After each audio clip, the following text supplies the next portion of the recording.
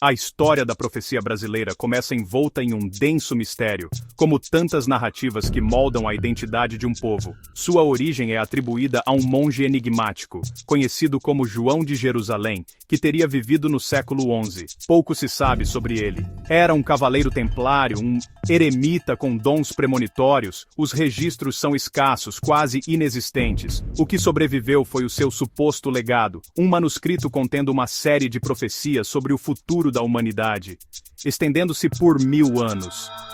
Este texto, segundo a lenda, teria sido guardado em segredo por séculos, passando de mão em mão dentro de ordens monásticas e sociedades secretas, longe dos olhos do público e da igreja. A jornada do manuscrito é, por si só, uma saga. Disse que foi redescoberto em um mosteiro nas montanhas dos Balcãs, no início do século XX, por um estudioso fascinado por textos antigos. A autenticidade do documento foi imediatamente posta em dúvida. Seria uma fraude medieval? Uma criação posterior para servir a algum propósito oculto? A linguagem poética e simbólica, repleta de metáforas sobre o tempo e o destino, dificultava qualquer análise definitiva. O texto não falava de reis ou batalhas específicas. Em vez disso, descrevia grandes ciclos de transformação, falando de uma terra de coração verde que se tornaria um farol para o mundo em tempos de escuridão. O mistério em torno de João de Jerusalém e seu texto alimenta o fascínio que a profecia exerce até hoje. A falta de provas concretas sobre sua autoria, em vez de desacreditá-lo, parece amplificar seu poder. Ele se torna um artefato quase mitológico, um espelho, onde cada geração projeta suas próprias ansiedades e esperanças. A ausência de um autor definido permite que a mensagem transcenda o indivíduo, transformando-se em uma voz coletiva que ecoa através do tempo. Para muitos não importa se João de Jerusalém realmente existiu. O que importa é a força das palavras e a maneira como elas parecem conversar diretamente com os dilemas do presente. Assim, o manuscrito de João de Jerusalém se estabelece não como um fato histórico, mas como um poderoso mito fundador. Ele representa a ideia de que o futuro não é um caminho cego, mas um roteiro sutilmente traçado, cujos sinais podem ser decifrados pelos mais atentos. A história de sua origem, com monges, segredos e redescobertas fortuitas, prepara o terreno para a revelação de suas previsões. A narrativa nos convida a suspender a descrença e a mergulhar em um mundo onde a história é guiada por forças maiores, e onde um antigo monge, de um tempo e lugar distantes, pode ter vislumbrado o destino de uma nação do outro lado do oceano. A jornada da profecia brasileira até o solo nacional é uma história à parte, marcada pela fé e por uma série de coincidências que parecem, elas mesmas, parte de um desígnio maior. Acredita-se que o texto chegou ao Brasil na primeira metade do século XX, trazido por imigrantes europeus que fugiam das tensões que antecederam a Segunda Guerra Mundial. Eles carregavam consigo não apenas bagagens e sonhos, mas também relíquias culturais e espirituais. Entre elas, estaria uma cópia do manuscrito de João de Jerusalém, traduzida do latim original para o francês. Era um tesouro discreto, guardado por uma pequena comunidade de místicos e teosofistas estabelecida no interior do país. Inicialmente, a profecia circulou em círculos muito restritos. Era um texto para iniciados, discutido em reuniões discretas por pessoas que buscavam um sentido mais profundo para os acontecimentos mundiais. Eles viam nas palavras do monge uma confirmação de suas próprias crenças sobre a transição do planeta e a chegada de uma nova era. A menção a uma terra especial, destinada a ser um refúgio em tempos de crise, ressoava profundamente com a imagem que muitos espiritualistas tinham do Brasil. Um caldeirão de raças e culturas, abençoado por uma natureza exuberante e afastado dos grandes conflitos globais. A profecia parecia dar um propósito cósmico à nação. A disseminação do texto para um público mais amplo ocorreu de forma lenta e orgânica. Cópias mimeografadas começaram a aparecer em centros espiritualistas, lojas de produtos esotéricos e entre grupos de estudo. Cada tradução e cada cópia pareciam adicionar uma nova camada de interpretação ao texto original. Nos anos 70 e 80, com o florescimento de movimentos de contracultura e a busca por espiritualidades alternativas, a profecia ganhou força. Ela oferecia uma narrativa de esperança em meio a uma ditadura militar e a incertezas econômicas. A ideia de que o Brasil tinha um destino grandioso previsto há séculos era um bálsamo para uma nação em busca de sua identidade e de seu lugar no mundo. O interesse de estudiosos, religiosos e curiosos foi inevitável. Historiadores tentaram traçar a genealogia do manuscrito sem sucesso. Teólogos debateram seu conteúdo, comparando-o a profecias bíblicas. Místicos e médiuns afirmavam receber insights sobre seus significados ocultos. A profecia se tornou um fenômeno cultural, um ponto de convergência para diferentes visões de mundo. Ela não pertencia mais a um grupo específico, havia se tornado parte do folclore espiritual brasileiro. Sua chegada ao Brasil não foi um evento único e documentado, mas um processo gradual de apropriação cultural, que transformou um antigo texto europeu em algo genuinamente brasileiro. A passagem mais icônica da profecia, e a que mais captura a imaginação dos brasileiros, é a que descreve uma terra de coração verde. O texto supostamente diz: quando o milênio que se segue ao milênio chegar, a humanidade buscará refúgio na terra de coração verde, cujo mapa se assemelha a um coração humano. Essa imagem poética e visual é imediatamente associada ao Brasil. O contorno geográfico do país, quando observado em um mapa, de fato evoca a forma de um coração.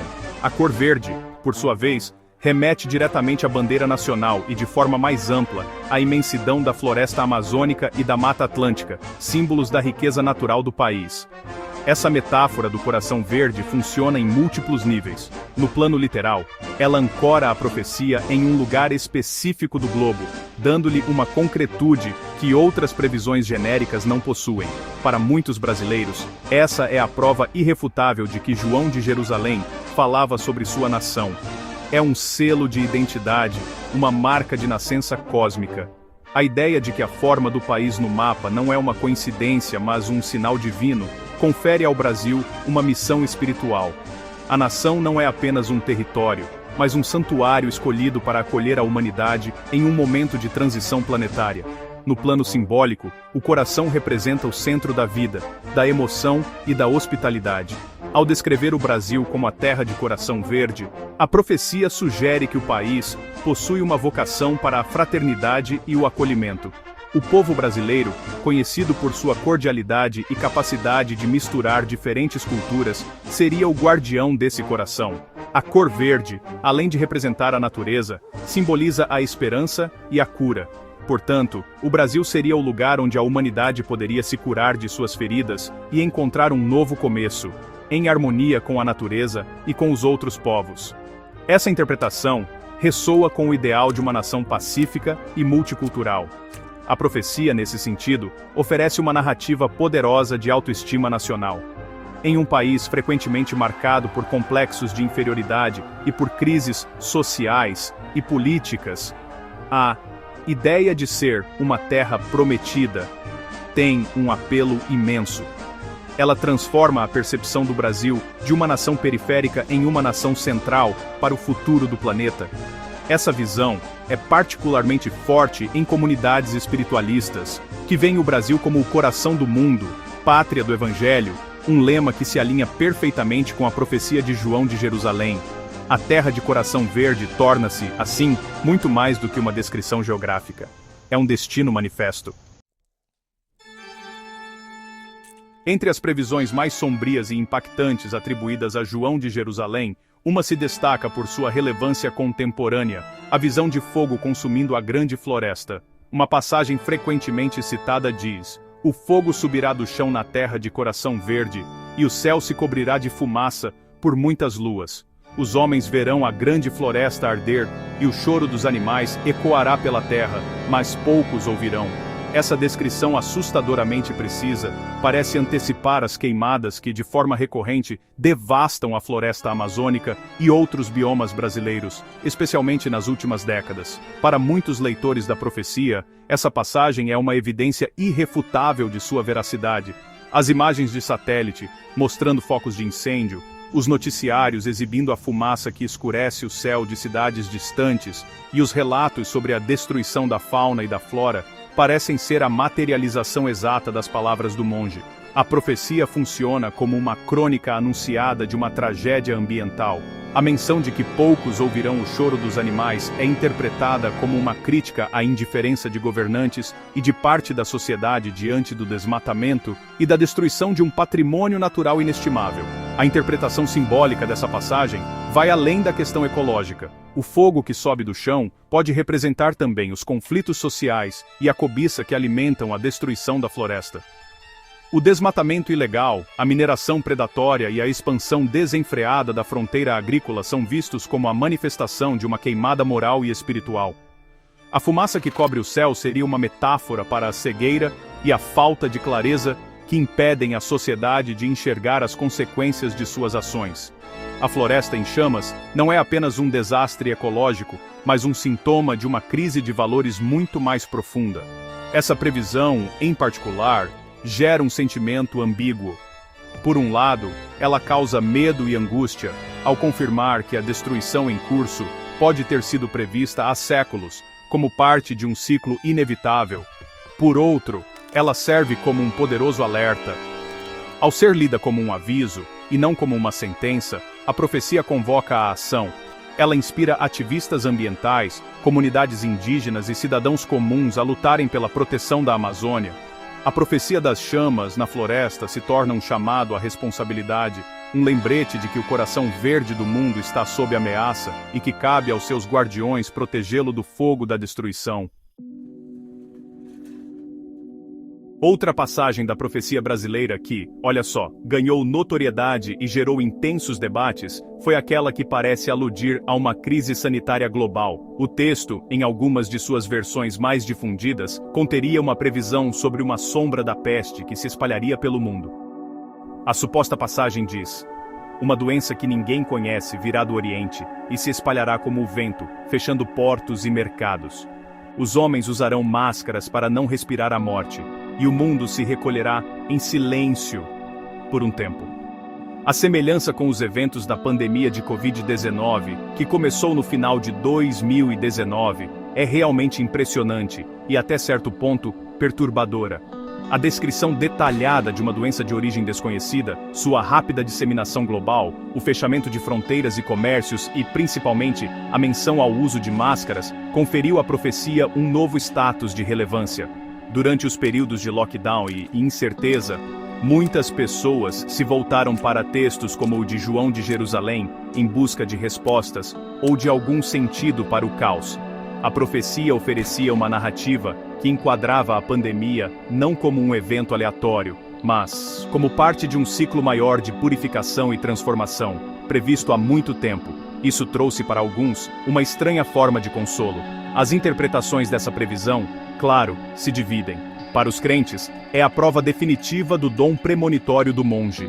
Detalhes como a origem do Oriente e o uso de máscaras são vistos como evidências incontestáveis.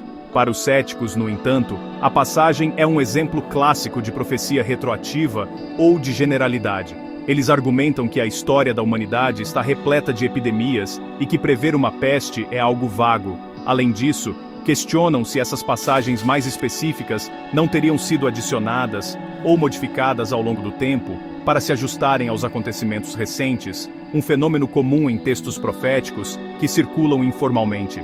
Independentemente de sua autenticidade, a profecia da peste teve um impacto profundo na forma como a pandemia foi vivida por muitos brasileiros. Ela alimentou teorias e discussões em redes sociais e grupos de mensagens, misturando espiritualidade, medo e desinformação.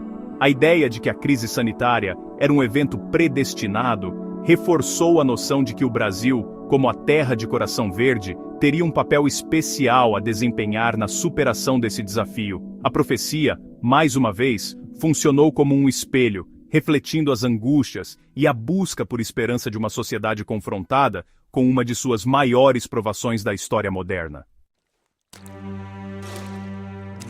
A profecia brasileira não se limita a prever desastres naturais ou sanitários. Ela também parece mergulhar nas turbulentas águas da política. Uma das passagens mais enigmáticas e que é frequentemente associada às crises institucionais do país, fala de um tempo em que o céu e a terra se chocarão na terra de coração verde. A interpretação mais comum associa o céu ao poder judiciário e a terra aos poderes eleitos pelo povo, como o executivo e o legislativo. A profecia descreveria um período de intensa polarização e conflito entre as instituições, onde a ordem estabelecida seria posta à prova.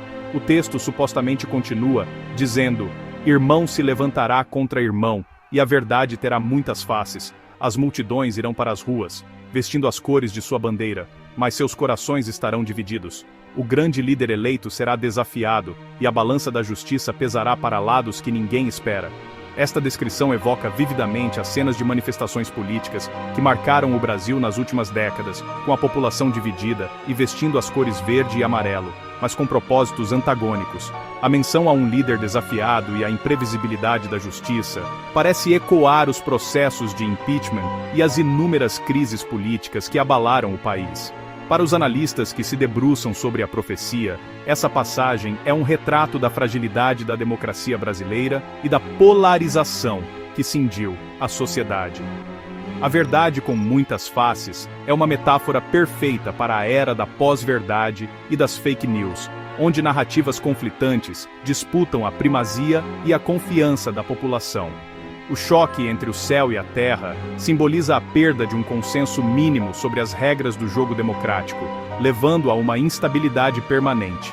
A profecia, nesse contexto, não é vista como um roteiro determinista, mas como um diagnóstico preciso das patologias sociais e políticas do Brasil contemporâneo. Essa previsão, assim como as outras, provoca reações distintas. Para alguns, ela é um sinal de que o país está atravessando uma fase de depuração necessária, um conflito que precede uma renovação. A crise seria o prenúncio de uma ordem mais justa e equilibrada. Para outros, a profecia é um alerta sombrio sobre o risco de uma ruptura institucional, um colapso da convivência democrática. De qualquer forma, as palavras atribuídas a João de Jerusalém fornecem uma moldura simbólica para entender a complexidade do momento político. Elas transformam a disputa política cotidiana em um capítulo de uma saga cósmica, dando um peso transcendente aos acontecimentos. A profecia brasileira é um campo fértil para uma multiplicidade de vozes e interpretações que vão do ceticismo acadêmico à devoção mística. Para os historiadores e filólogos, o manuscrito de João de Jerusalém é, na melhor das hipóteses, um objeto de estudo folclórico. A falta de um documento original verificável, a ausência de referências em fontes históricas confiáveis e a natureza vaga e poética das previsões são fortes indícios de que se trata de uma criação apócrifa, possivelmente forjada no século XX. Acadêmicos apontam para a tradição milenar de textos proféticos que são constantemente atualizados para se adequar a novos contextos, um fenômeno conhecido como vaticinium ex eventu, ou seja, profecia a partir do evento. Do outro lado do espectro estão os espiritualistas, místicos e teosofistas.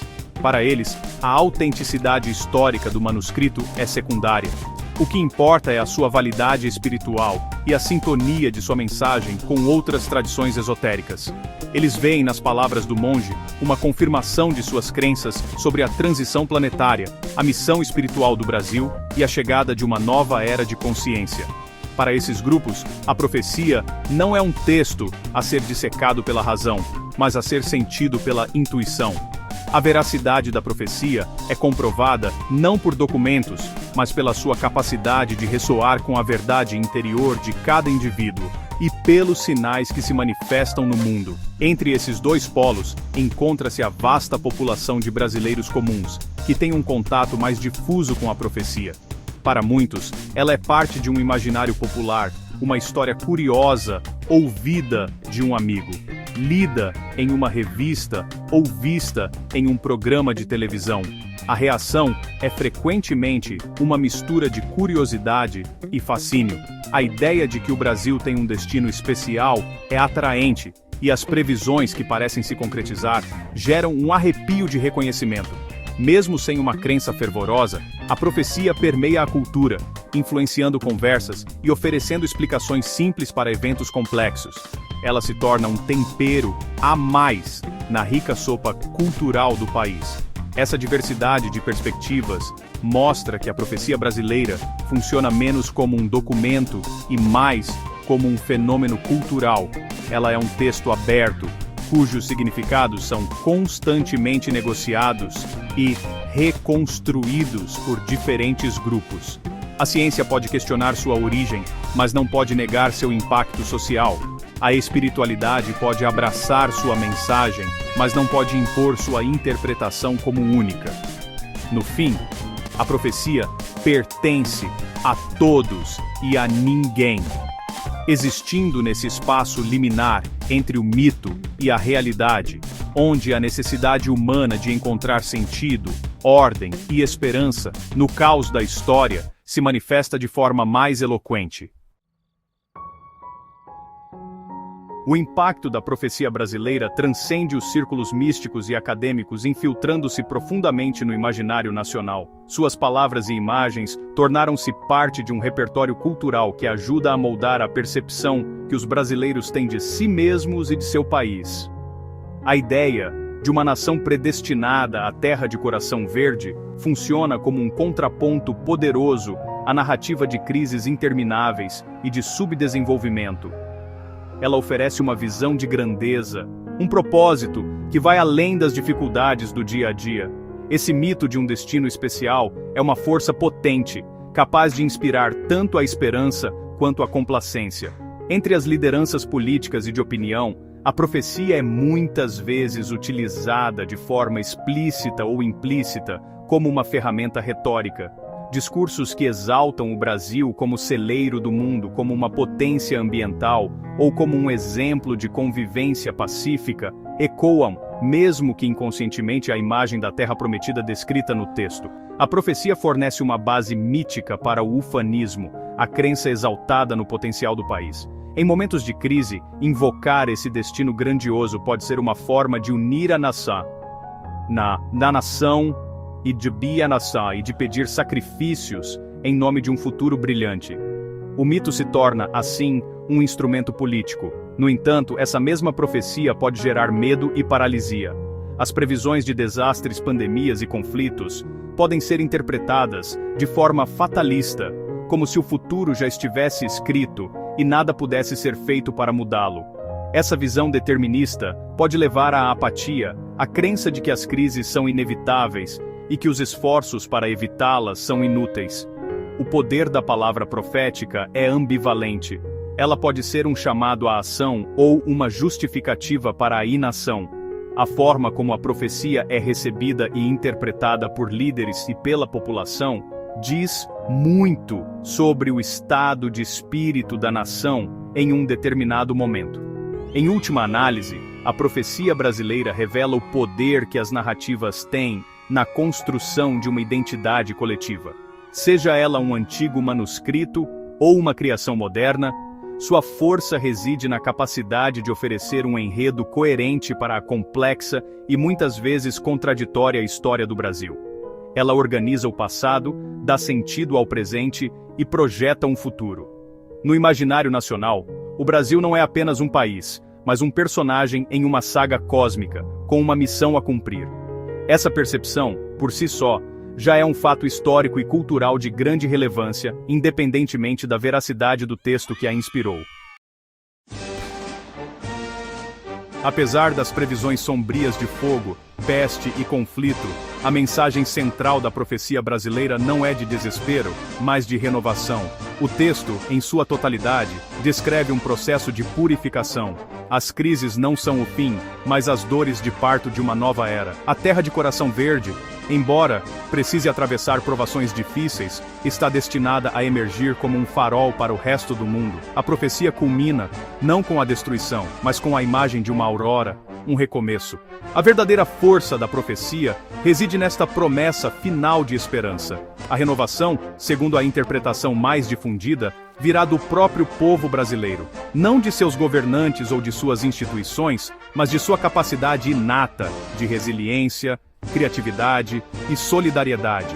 A profecia sugere que, após o período de divisão e conflito, os brasileiros redescobrirão o que os une: a diversidade cultural, a capacidade de acolher o diferente e uma profunda conexão espiritual com a terra. O coração do Brasil, que parecia dividido, voltará a bater em uníssono. O povo, fortalecido pelas provações, será o agente da reconstrução, trazendo uma nova consciência baseada na fraternidade e no respeito à vida. Mito ou realidade? A profecia brasileira funciona como um poderoso lembrete do potencial de transformação que reside na nação. Ela ecoa a ideia, presente em muitas análises sobre o Brasil, de que o país é maior do que suas crises. O povo brasileiro já demonstrou, ao longo de sua história, uma extraordinária capacidade de recomeçar, de encontrar soluções criativas para problemas aparentemente insolúveis e de manter a esperança viva, mesmo nos momentos mais sombrios. A profecia de João de Jerusalém, nesse sentido, não prevê o futuro, mas reflete uma característica intrínseca da alma brasileira: a vocação para a renovação. No final das contas, pouco importa se um monge do século XI realmente escreveu essas palavras. A profecia brasileira tornou-se um patrimônio do imaginário coletivo, uma história que o Brasil conta para si mesmo para reafirmar sua identidade e sua missão. Ela é um convite para olhar além das dificuldades do presente e para acreditar na capacidade de superação. A mensagem final é um sopro de otimismo. As chamas se apagarão, a peste passará e os conflitos se acalmarão. E do meio das cinzas, a terra de coração verde florescerá novamente, não por um decreto divino, mas pelo poder incansável de seu povo de recomeçar e de trazer esperança ao mundo.